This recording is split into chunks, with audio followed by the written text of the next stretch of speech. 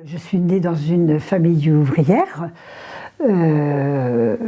À l'époque, la plupart des gens du village étaient ouvriers. Soit ils travaillaient à l'usine Cavé-Aumont, soit à la chaussure chez Moreau-du-Poix. Il y avait donc ces deux usines-là. Pour moi, mon père était tisserand, donc j'ai été sollicitée pour rentrer à l'usine de Cavé-Aumont à l'âge de 14 ans, comme c'était l'ordre des choses, puisqu'on sortait à l'école à 14 ans.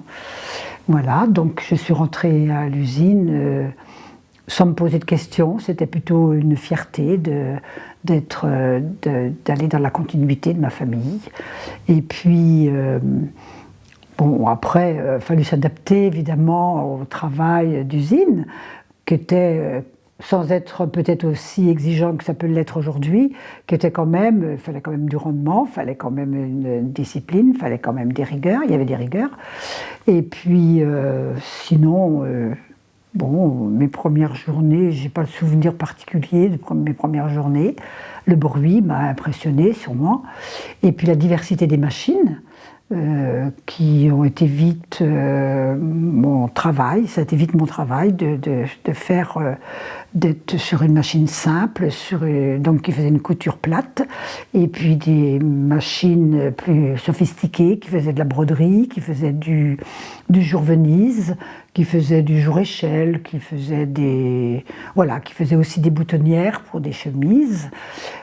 Qu'est-ce qu'on a à ce moment-là, l'usine travaillait, faisait beaucoup d'édredons, de thé, d'oreillers, tout ça pour la Redoute à l'époque, et puis pour d'autres fournisseurs sans doute aussi qu'on ignorait nous, mais dont les représentants de chez Cavé obtenaient certains marchés. Voilà. Et sinon, j'ai travaillé de 14 ans jusqu'à 20 ans, donc 6 années en usine.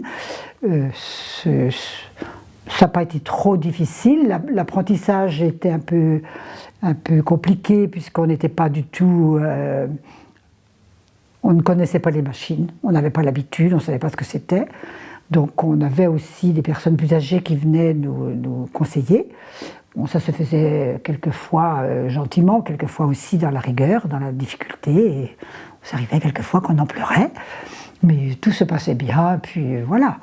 Donc moi j'ai surtout connu l'atelier de piqûre. J'avais accès aussi quand même dans le coin de cette usine, il y avait la lingerie, qui était donc un lieu où il y avait le repassage, le finissage et l'expédition, enfin le pliage, pour qu'après ça puisse être expédié. Et à proximité de cet établissement, il y avait aussi la coupe.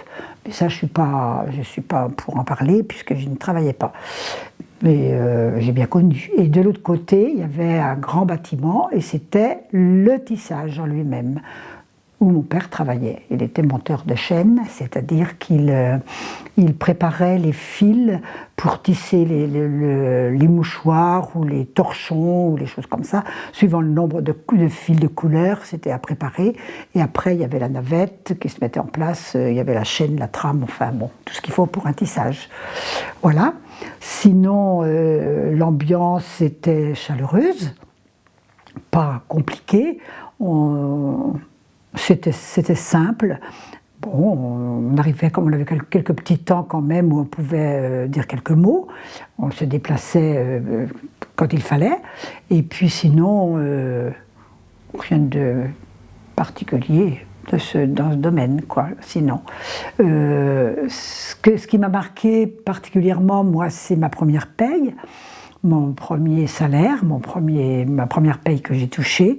Ça se faisait à ce moment-là dans l'individualité. On allait chacun dans le bureau de Monsieur Cavé, et qui nous recevait gentiment, demandant si ça se passait bien, et voilà. Et on nous remettait une enveloppe couleur craft, la couleur jaune, avec des espèces à l'intérieur, quoi. On était payé en espèces, jusqu'au moindre centime. Et là, on était très fiers de rapporter notre paye chez nos parents. Et à ce moment-là, voilà, jusqu'à mes 20 ans, j'ai donné ma paye à mes parents, avec une certaine fierté quand même aussi.